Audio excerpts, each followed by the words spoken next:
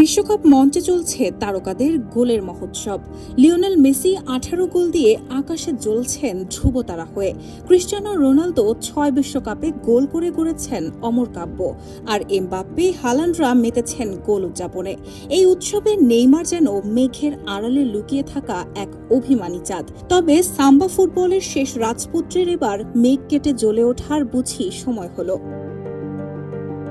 অনেক অনিশ্চয়তা আর চোটের অবসান ঘটিয়ে অবশেষে বিশ্বকাপ মঞ্চে পা পড়তে যাচ্ছে তার।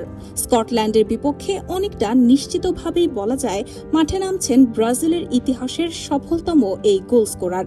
বিশ্বকাপে এ পর্যন্ত 8টি গোল করা এই জাদুকরের ফেরা নিয়ে কোচ কার্লো আনচেলত্তি শুনিয়েছেন সুখবর। সে ফিট, সে প্রস্তুত এবং সে খেলছে।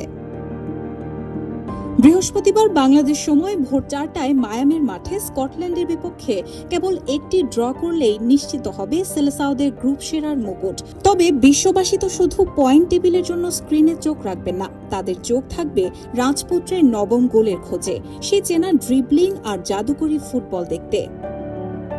কতবার চোটের আঘাত ভেঙেছেন, কত রাত কেঁদেছেন একা একা, তবুও ফুটবলকে ভালোবেসে সব অভিনয় পায়ে ঠেলে আবারও ফিরছেন নেইমার।